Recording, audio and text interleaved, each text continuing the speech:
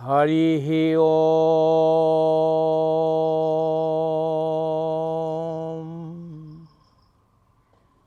হরিহি ওম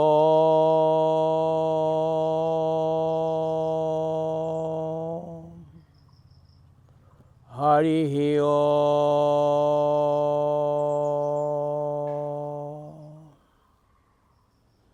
ওম নমো ভগবতে বাসুদেবায়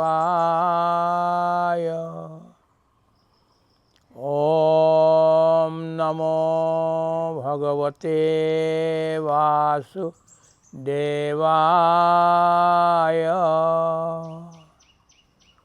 ওম নমো ভগবতে বাসুদেবায় পুরুষোত্তমায়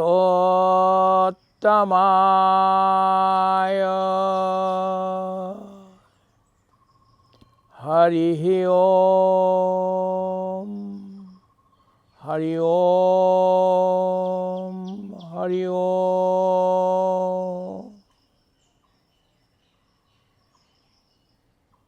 কৃষ্ণ, আমি আপোনাৰ সকলোকে সেৱা জনাই আমি ঈশা উপনিষদ আৰম্ভ কৰিব খুজিছোঁ।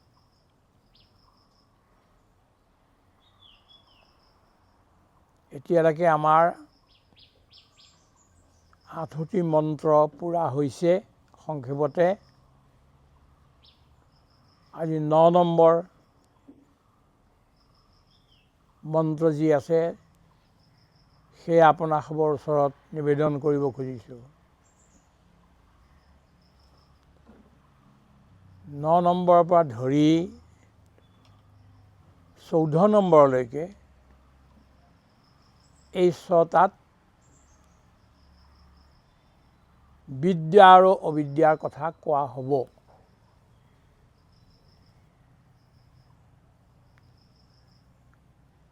অন্ধম তমঃ প্ৰবিশন্তি য়ে অবিদ্যাম উপাসতে ততঃ ভূয়ঃ ইব তে তমঃ য়েয়ো বিদ্যায়াম রতাঃ।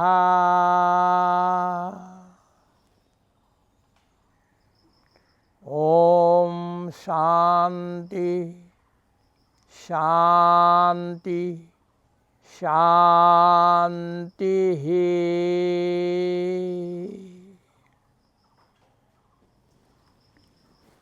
এই সংসাৰত দুটা বস্তু, দুটা বিচাৰ,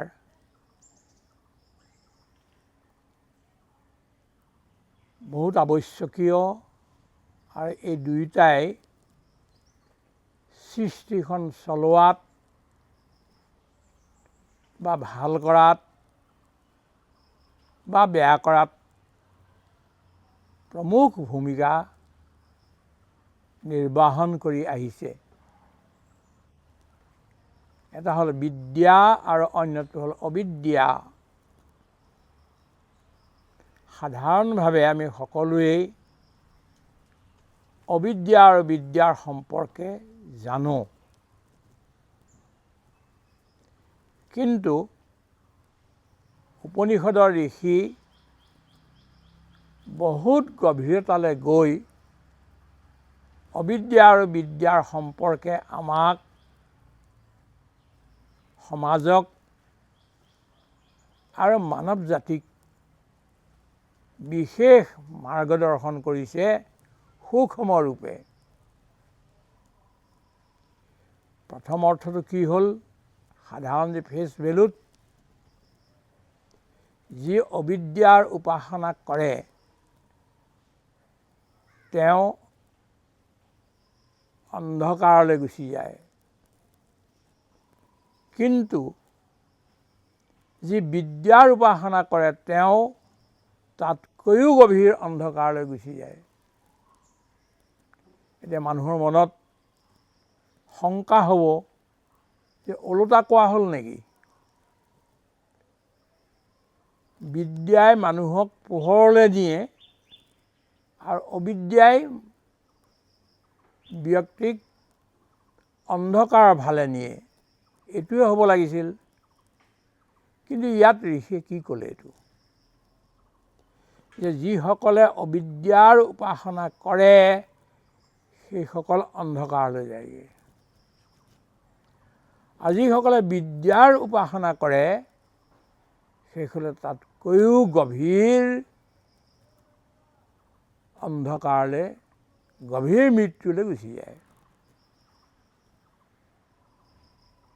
আমি অলপমান গভীৰতালৈ গৈ ভাবিব লাগিব। আমি জনাবিলাককে আমি বিদ্যা বুলি ভাবোঁ,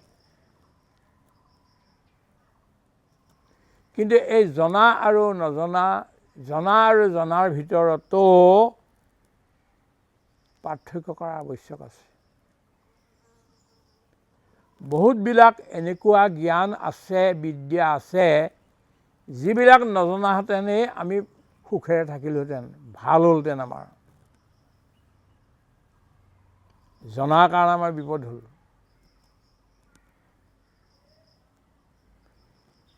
যিবিলাক জ্ঞানে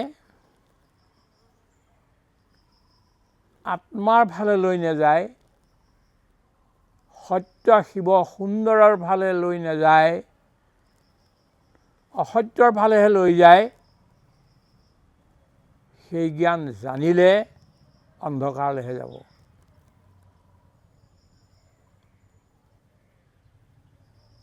ৰাক্ষসবিলাকে, অসুৰবিলাকে বহু জ্ঞান জানে,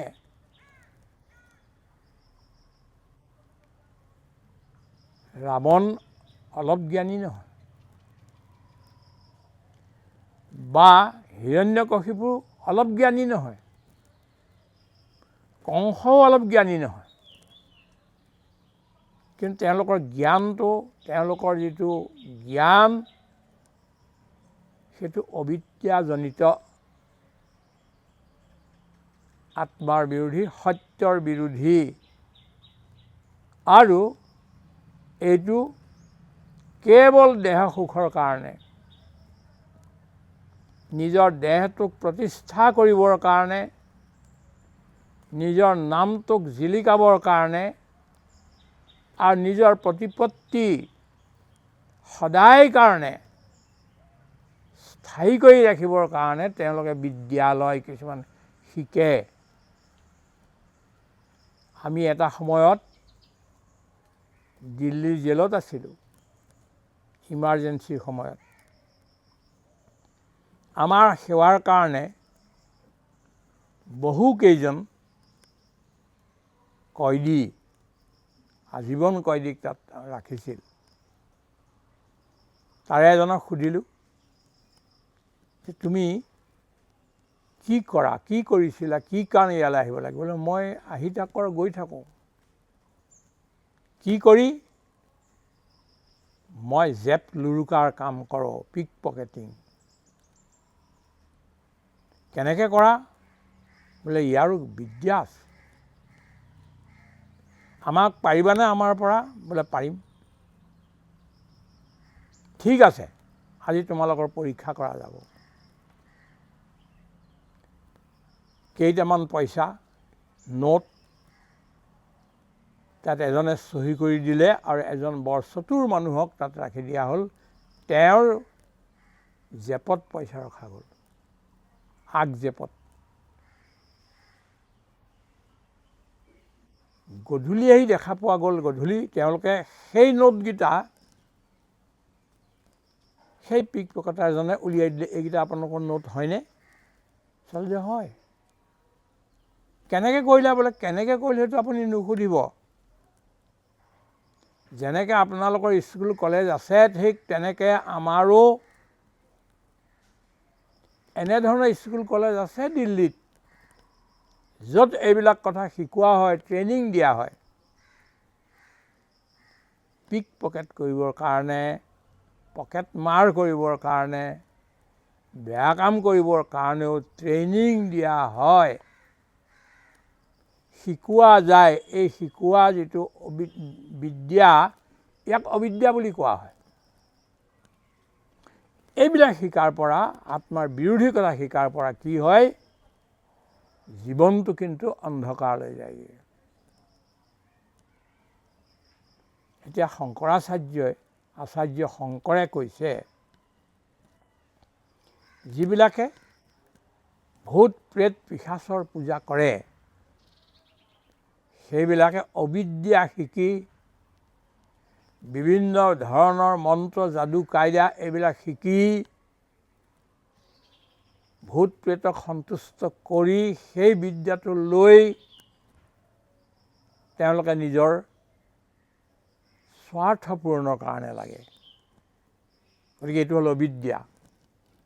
যদিও শিকিছে, যদিও জানিছে, তথাপিতো ই এটা অবিদ্যা। আৰু অন্য কথা হ'ল যে যদি একোৱেই নিশিকে, একোৱেই চিন্তন নকৰে, কেৱল ইনাৰ্ট হৈ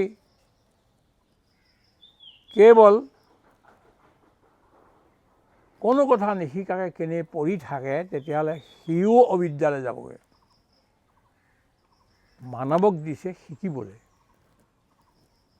এটা আমাক মগজু দিছে, চিন্তন শক্তি দিছে, আৰু আমাৰ জ্ঞান প্ৰাপ্তিৰ উপায়বিলাক এটা এটা সোপান কৰি আমাক দেখুওৱা গৈছে।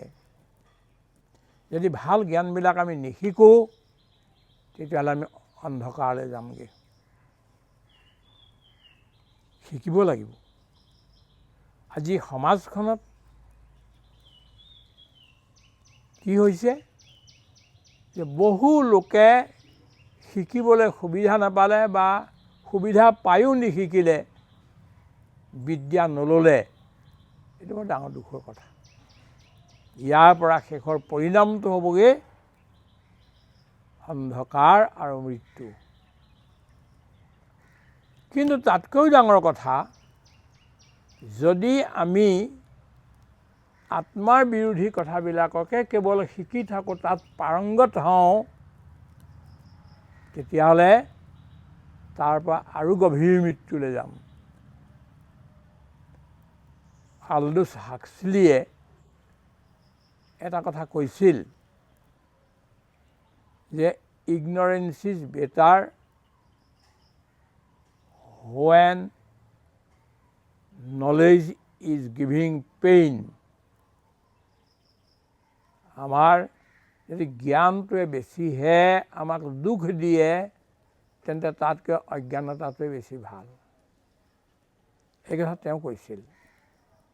গতিকে আজিও পৃথিৱীত বিজ্ঞানৰ সুবিধা লৈ আমি বহু লোকে ঈশ্বৰৰ বিৰুদ্ধত কিছুমান জ্ঞান লৈছোঁ। ফ্ৰেডেৰিক নীটছে তেওঁৰ শিষ্যসকলক এটা কথা কৈছিল, God is dead, therefore everything is permitted। এতিয়া আৰু ভগৱান বুলি কোনো বস্তু নাই, সেইকাৰণে তোমালোকে যি ইচ্ছা তাকে কৰিব পাৰা। তেওঁৰ এজন শিষ্য আছিল, নাম হ'ল হেৰ হিটলাৰ। তেওঁ দেখিলে ঠিকেই কৈছে, এভৰিথিং ইজ পাৰ্মিটেড বুলি কৈছে। গতিকে মোক কি লাগে? মোক ক্ষমতা লাগে। মোক কি লাগে? গোটেই পৃথিৱীখনৰ সম্পত্তি লাগে। মোক কি লাগে? ভোগৰ সামগ্ৰীবিলাক লাগে। উপায় কি? যে মই যুদ্ধ কৰিম, আৰু যুদ্ধ কৰি সকলোকে পৰাজয় কৰি পৃথিৱীৰ ৰজা হৈ মই শাসন কৰিম। সেইবুলি তেওঁ নানা অস্ত্ৰ শস্ত্ৰ নিৰ্মাণ কৰোৱালে, সেই বিদ্যাৰ দ্বাৰা নিৰ্মাণ কৰোৱালে, আৰু মানৱ জাতিক ধ্বংস কৰিবৰ কাৰণে আগবাঢ়ি আহিল। হিটলাৰৰ নিচিনা যদি জ্ঞান পোৱা যায়, তেতিয়া তাৰ শেষ পৰিণামটো কি? পৃথিৱীখনকতো পৰাজয় কৰিব নোৱাৰিলেই, পৃথিৱীৰ সম্পত্তিখিনিতো নিজে ল'ব নোৱাৰিলেই, পৃথিৱীৰ সকলো ভোগ্য পদাৰ্থটো তেওঁ ল'ব নোৱাৰিলেই, কিন্তু শেষত গৈ তেওঁ এটা ৰিভলভাৰ লৈ নিজৰ মূৰতে গুলি মাৰি আত্মহত্যা কৰিলে। বিদ্যাই গভীৰ অজ্ঞানতা, গভীৰ দুখলৈ, গভীৰ অন্ধকাৰলৈ, ঘনঘোৰ অন্ধকাৰলৈ ব্যক্তিক লৈ যায়। গতিকে আমি চিন্তা কৰিব লাগিব যে জ্ঞানৰো আমি বিবেচনা কৰি তাৰ বৰ্গীকৰণ কৰিব লাগিব। যিবিলাক জ্ঞানে আমাক ওপৰলৈ লৈ যায়, অনন্তৰ ফালে লৈ যায়, শান্তিৰ ফালে লৈ যায়, বিশ্ব শান্তিৰ ফালে লৈ যায়, ভগৱানৰ ওচৰলৈ লৈ যায়, সেইবিলাকহে ঠিক। অন্য ধৰণৰ যিবিলাক বিদ্যা আছে, অবিদ্যা কৰে, সেইটোৱে কিন্তু আমাক ঘনঘোৰ অন্ধকাৰলৈ যায়। বেয়া জ্ঞানতকৈ অজ্ঞানতাই ভাল, অজ্ঞানতাতকৈ সৎজ্ঞান ভাল। এই দুইটা কথা আমি যেতিয়া বুজিব পাৰিম, তেতিয়াহ'লে আমি আত্মজ্ঞানত আগবাঢ়ি গুচি যাম, যিটো উপনিষদে আমাক ক'ব খুজিছে। এতিয়া Leo Tolstoy, count Leo Tolstoy এটা বৰ সুন্দৰ গল্প লিখিছিল। তেওঁৰ 23 টেলছ, 23টা গল্পটো পৃথিৱী বিখ্যাত, পৃথিৱীৰ সকলো ভাষাতে অনুবাদ হৈছে। কিন্তু এটা গল্পত এইটো দেখুওৱা গৈছে যে এখন জাহাজত কেইজনমান পাদুৰী আৰু লোক গৈছিল, কিন্তু জাহাজখনৰ যন্ত্ৰ পাতিবিলাকত কিবা অসুবিধা হোৱাৰ কাৰণে এটা দ্বীপৰ ওচৰলৈ নি তেওঁলোক কেইদিনমান তাত ৰ'বলগীয়া হৈছিল। সেই দ্বীপটোত, সমুদ্ৰৰ মাজত থকা সেই দ্বীপটোত কোনো নাছিল। 3জন ব্যক্তি আছিল তাত, সহজ সৰল 3জন ব্যক্তি। তেওঁলোকে এই নাও দেখি, এই জাহাজ দেখি, মানুহ আগতে দেখা পোৱা নাছিল। দেখি পেলাই তেওঁলোক ওচৰলৈ আহিলে, উৎসুকতাবশতঃ আগলৈ আহিল। আহি পেলাই ওচৰ পালেহি, তেতিয়া তেওঁলোকক বহুৱালে এই পাদুৰীকেইজনে। তোমালোক কি কৰা? বোলে আমি ইয়াতে এনেই থাকোঁ, আমি 3জনেই থাকোঁ মিলা প্ৰীতিৰে, এই দ্বীপৰ ভিতৰতে থাকোঁ। ইয়াত যিবিলাক বস্তু নিজে নিজে উৎপন্ন হয়, সেইবিলাক আমি খাই মেলি থাকোঁ। তোমালোকে ঈশ্বৰৰ নাম শুনিছানে? বোলে আমি ঈশ্বৰৰ নামটো শুনা নাই, কিন্তু এটা বস্তু ওপৰত আছে বুলি গম পাওঁ, অলপ বুজি পাওঁ। তোমালোকে ধৰ্ম পঢ়িলানে? বোলে ধৰ্ম পঢ়া নাই। কিনো ধৰ্ম? আমি একো নাজানো। ঠিক আছে, বহা বহা বহা, তোমালোকক 3টা ধৰ্মৰ 3টা কথা কওঁ। বোলে কি? ঈশ্বৰৰ ওপৰত গভীৰ বিশ্বাস হ'ব লাগে। যদি বিশ্বাস হয়, তেন্তে সমুদ্ৰৰ ওপৰতো খোজকাঢ়ি গুচি যাব পাৰিব। দ্বিতীয়টো কি? যে তোমালোক যে লগৰীয়া আছা, ওচৰ চুবুৰীয়া আছা, ইজনে সিজনক প্ৰেম কৰিব লাগে। বোলে সেইটো আমি কৰোঁৱেই।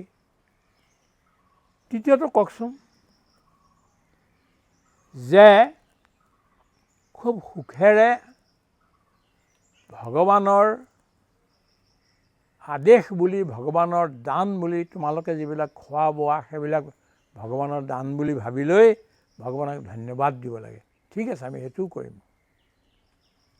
3জনে সেইকেইটা মুখস্থ কৰিলে, এটা এটা কৰি 2-3 দিন মুখস্থ কৰিলে। কৰাৰ পিছত জাহাজখন ভাল হোৱাৰ লগে লগে এওঁলোকে এতিয়া ঘূৰি যাবলৈ ওলাইছে। গ'লো আৰু বহুত দূৰ গ'ল। যোৱাৰ পিছত এই 3জন মানুহ আহি পেলাই দেখিলে আমিতো পাহৰিলোঁ। 2টা কথা মনত আছে, এটা পাহৰি গ'লোঁ। যে ইজনে সিজনক মৰম কৰিব লাগে, এইটো বাৰ বুজিলোঁ। তাৰপিছত ঈশ্বৰক ধন্যবাদ দিব লাগে, এইটো বুজিলোঁ। তৃতীয়টো কি আছিল? বোলে পাহৰি থাকিলোঁ, এজনৰ মনত নাই। বোলে ব'লা আমি সুধি আহোঁগৈ সেইবুলি তেওঁলোক পানীৰ ওপৰেদি দৌৰিছে। দৌৰি দৌৰি দৌৰি দৌৰি জাহাজৰ কিছু দূৰ পালেগৈ। তেওঁলোকে দূৰবীণ লৈ দেখিছে যে 3জন ব্যক্তি দৌৰি আহিছে আমাৰ ফালে, পানীৰ ওপৰেদি খোজকাঢ়ি, সমুদ্ৰত খোজকাঢ়ি আহিছে। তেওঁলোক আচৰিত হ'ল। আচৰিত হৈ জাহাজ ৰাখিলে তাত। এওঁলোক গৈ ওচৰ পালেগৈ। পোৱাৰ লগে লগে আমি সেইকেইজন মানুহেই, কিন্তু আপোনালোকে যি 3টা উপদেশ দিছিল তাৰে 2টা আমাৰ মনত আছে, কিন্তু প্ৰথমটো পাহৰিলোঁ। মানে ভগৱানৰ ওপৰত যে বিশ্বাস ৰাখিব লাগে সেই কথা মই পাহৰিলোঁ।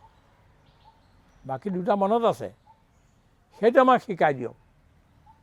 তেতিয়া পাদুৰীয়ে নমস্কাৰ কৰি ক'লে, তোমালোকৰ সন্মুখত আমি একোকে নাজানো।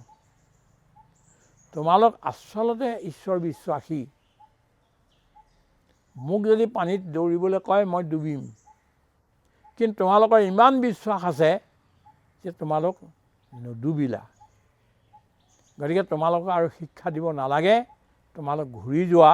তোমালোকে যিখিনি পাইছা এইখিনিয়ে যথেষ্ট, তোমালোকে ভগৱান পাই যাবা।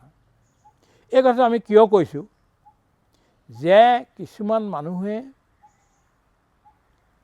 নিৰক্ষৰ হৈ থাকিলেও, পঢ়া শুনা নাজানিলেও কিন্তু চিন্তা শূন্য নহয়, আস্থা শূন্য নহয়। গাঁৱে ভূঞে অনেক মহিলা আছে, পুৰুষ আছে, যিসকলে বহুবিলাক কাৰণত পঢ়া শুনা কৰিব নোৱাৰিলে। তেওঁলোক বহুত চতুৰ নহয়, চতুৰ চালাক নহয়, কিন্তু ভিতৰত এটা শুদ্ধ বিশ্বাস আছে। সেই বিশ্বাসটোকে ৰাখি তেওঁলোকে আগবাঢ়ি গৈ আছে আৰু বহুত ভাল ভাল সৎ মানুহে যিবিলাক কৰিব পাৰে তাতকৈ বেছি সততাৰ সৈতে তেওঁলোক চলি আছে। আৰু বহুবিলাক বৰ চতুৰ মানুহ, বিদ্যা বহুত প্ৰাপ্ত কৰিও মানৱ জাতিৰ বিনাশৰ কাৰণে কাম কৰি গ'ল। বিজ্ঞানৰ সুবিধাবিলাক যদি আমি সেইবিলাক মানৱ জাতিৰ ধ্বংসৰ কাৰণে লগাওঁ, এটম বোম নিৰ্মাণৰ কাৰণে আমি লগাই দিওঁ, ডাঙৰ ডাঙৰ মিছাইলবিলাক তৈয়াৰ কৰি মানৱক ধ্বংস কৰি লগাই দিওঁ, তেন্তে এনেকুৱা বিদ্যা, এনেকুৱা জ্ঞানে আমাক বেছিকৈহে অজ্ঞানতালৈ লৈ যাবগৈ। ঋষিয়ে আমাক এটা সকীয়াই দিছে যে তোমালোক অজ্ঞানী হৈ নাথাকিবা। অজ্ঞানী হৈ নাথাকিব বুলি কৈছে। নিৰক্ষৰবিলাক অজ্ঞান বুলি কোৱা নাই। জ্ঞান লৈও যিবিলাকে বেয়া কাম কৰে, প্ৰকৃতিৰ বিৰুদ্ধত কাম কৰে, মানৱ সমাজৰ বিৰুদ্ধত কাম কৰে, ঈশ্বৰৰ বিৰুদ্ধত কাম কৰে, সেইবিলাক বিদ্যা লৈও তেওঁলোক অবিদ্যালৈকেহে গুচি গ'ল। চৈতানৰ বহুত জ্ঞান আছে, অনেক জ্ঞান আছে, কিন্তু চৈতানৰ যিবিলাক চৈতানী জ্ঞান এইবিলাক লোকক অন্ধকাৰলৈহে লৈ যাবগৈ। সাৰাংশ এইটোৱেই হ'ল যে আমি আমাৰ জীৱনত সৎ বিদ্যা প্ৰাপ্ত কৰিবৰ কাৰণে সকলো সময়তে যত্ন কৰি থাকিব লাগে। অজৰ অমৰ ভাবি নিজৰ জীৱন, জ্ঞানীয়ে কৰিব বিদ্যা ধন উপাৰ্জন, চুলিত ধৰিছে জমে এতিয়াই নিব, হেন মনে জানি তেওঁ ধৰ্ম আচৰিব। আমি বিদ্যা লোৱাৰ সময়ত আমি যেন অজৰ অমৰ এনেকৈ বুলি ভাবি ল'ব লাগিব। কত জন্ম আমি থাকিম তাৰ কোনো ঠিকনা নাই। সেইকাৰণে কষ্ট কৰি আমি বিদ্যাবিলাক প্ৰাপ্ত কৰিব লাগে। কোনবিলাক বিদ্যা? ঈশ্বৰমুখী বিদ্যাবিলাক, মানৱতামুখী বিদ্যাবিলাক, প্ৰেম আৰু ভাতৃত্বৰ বিদ্যাবিলাক আমি ল'ব লাগে। নিজৰ জীৱন, জ্ঞানীয়ে কৰিব বিদ্যা ধন উপাৰ্জন, বিদ্যাৰূপী ধন এই আচল ধন, ইয়াৰ উপাৰ্জন আমি কৰিব লাগে। এক ক্ষণ আমি এৰি দিব নালাগে। চুলিত ধৰিছে জমে এতিয়াই নিব। ধৰ্ম আচৰণ কৰাৰ ক্ষেত্ৰত কি কৰিব লাগিব? আমাক যে এতিয়া জমে লৈয়ে যাব, এনেকুৱা এটা ভাবি ধৰ্ম আচৰণ আমি এতিয়াৰ পৰাই কৰিব লাগে। যেতিয়াৰ পৰা বুজিলোঁ জবছে জাগো ভাই তবছে সবেৰা, যেতিয়াই জাগিলি তেতিয়াই ৰাতিপুৱা কাল উষঃ কাল আহিল বুলি ভাবি লৈ আমি ধৰ্ম আচৰণ কৰিব লাগে। কেনেকৈ কৰিব লাগে পিছৰ মন্ত্ৰবিলাকত দিবগৈ। সাৰাংশ এইটোৱেই হ'ল যে অবিদ্যাত বেয়া গুণবিলাক বেয়া জ্ঞানবিলাক লোৱাতকৈ অবিদ্যা হৈ থকাই ভাল। অবিদ্যা হৈও অন্ধকাৰলৈ যোৱাতকৈ আমি সৎ বিদ্যা প্ৰাপ্ত কৰিব লাগে। আৰু যিবিলাক বিদ্যাই আমাক অধৰ্মৰ ফালে বিনাশৰ ফালে বিশ্ব বিনাশৰ ফালে লৈ যায়, সেই বিদ্যাবিলাকো আমি ত্যাগ কৰিব লাগিব। বিজ্ঞানৰ বহুতবিলাক ভাল কথা আছে। বিজ্ঞানে আমাক বহুত ভাল কথা শিকাইছে, মানৱ জাতিক আগবঢ়াৰ কথা শিকাইছে, সেইখিনি আমি ল'ব লাগিব। কিন্তু বিজ্ঞানে যিবিলাক মানৱ জাতিক বা পৃথিৱীক ধ্বংস কৰাৰ কাম কৰিবলৈ বিচাৰিছে, সেইখিনি আমি বাদ দিব লাগিব। আমাৰ ঋষিসকলে মুনিসকলে তেতিয়াই এইবিলাক কথা তেওঁলোক দ্ৰষ্টা পুৰুষ, দ্ৰষ্টা মানে যি অতীত বৰ্তমান আৰু ভৱিষ্যত জানি পাই তেওঁলোকে দ্ৰষ্টা বোলে। আৰু ঋষিমুনিসকল দ্ৰষ্টা আছিল।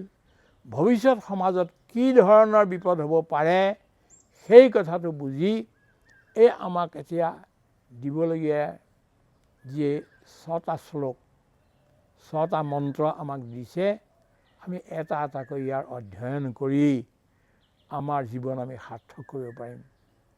সকলোকে নমস্কাৰ। ওম শান্তি শান্তি শান্তি। হৰি ওম তৎসৎ। হৰি ওম তৎসৎ।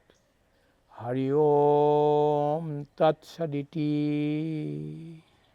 শ্ৰীকৃষ্ণ।